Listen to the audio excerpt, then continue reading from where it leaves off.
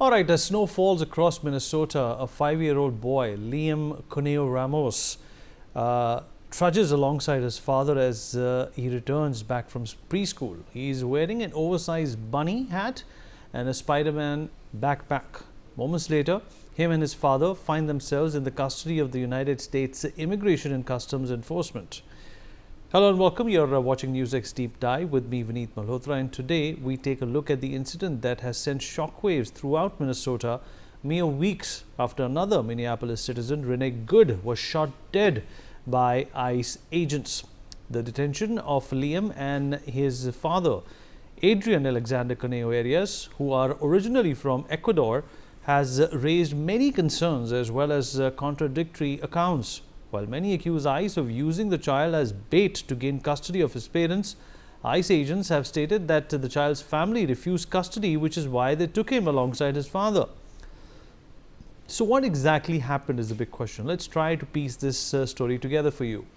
On 20th of January, preschooler Liam Conejo Ramos and his father were returning home from school.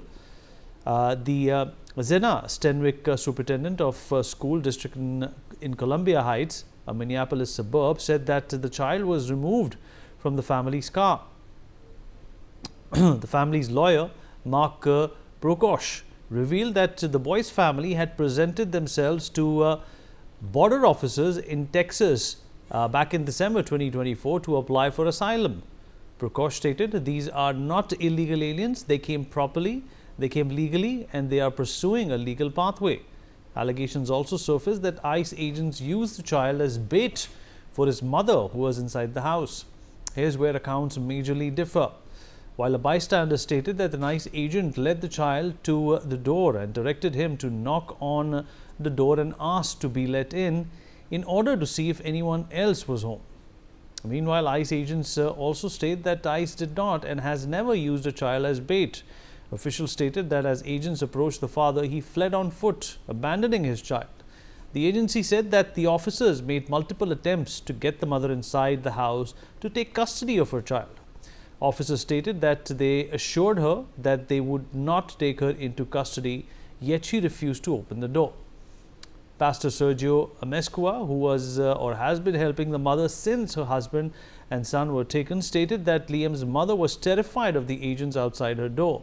He said that ICE agents were trying to use the baby to get her to come out of her house, but neighbors advised her not to do it, fearing she would be detained, noting that she is pregnant and also has a teenage son. Chair of the Columbia Heights Public School District School Board, Mary Granlund, said that she was on her way to pick up her kids at school when she saw agents taking the child. She said she heard onlookers saying, "What are you doing? Don't take the child." There was ample opportunity to be able to safely hand that child off to adults. The Columbia Heights Public Schools Board also stated that others living in the area, including an adult known to the family, offered to take Liam, but ICE agents refused, instead leading him to his front door and asking him to knock. Let's in fact take a look at this video of the incident.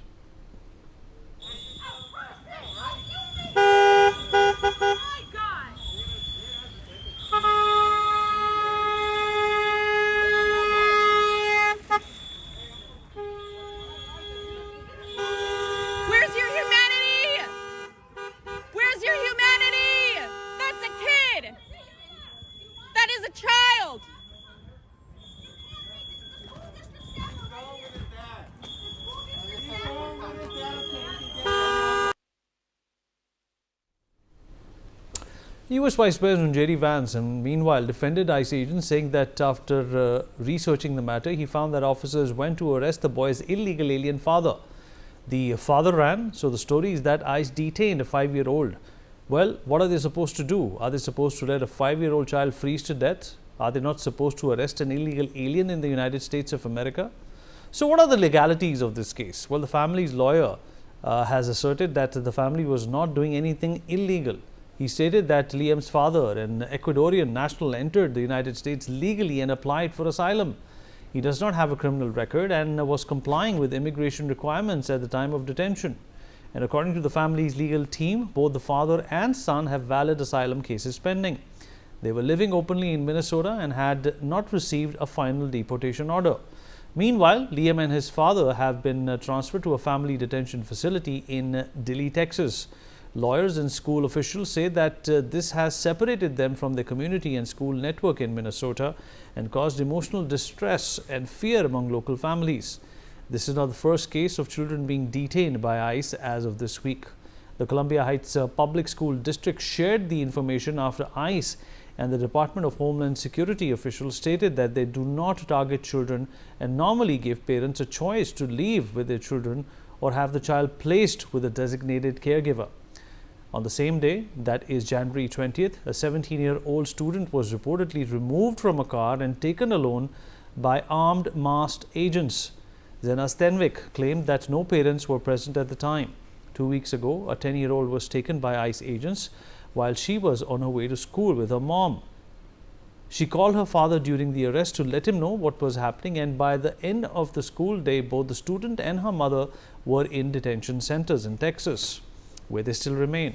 Last week, Stenvik added agents pushed their way into an apartment and detained a 17-year-old student and her mother. DHS has refused to comment on the 3 additional students that Stenvik says ICE has detained. The Immigration Enforcement Initiative, dubbed Operation Metro Surge, has sparked outcry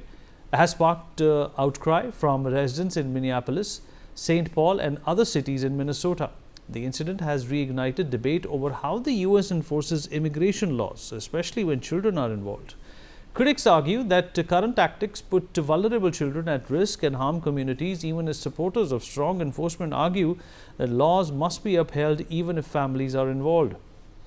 Well, let's talk about this. Joining us on the program is Ambassador K.P. Fabian, former diplomat. Sir, appreciate you taking out the time and speaking with us.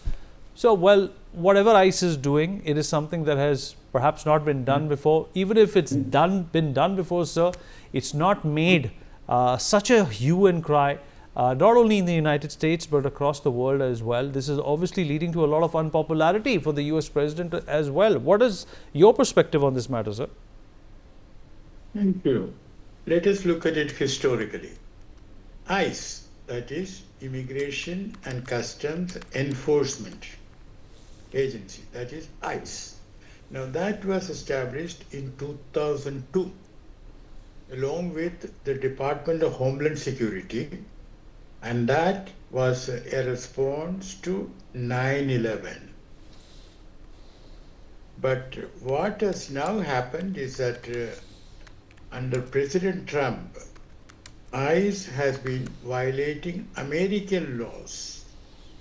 That is point number 1. And 2, in their operations, when they give an account of their operations, they have been lying. You have yourself explained about this boy, Liam Ramos. There was an American citizen called Tao, who was, he is from he was from Laos. When the communists took over there, he was given asylum, and he is an American citizen, has been one for decades. Now, the other day, he was picked up, and they sort of broke into the house, in the flat.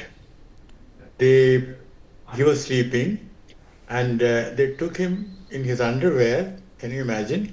And when he asked his daughter-in-law, please look for my identity card paper, they didn't give him time.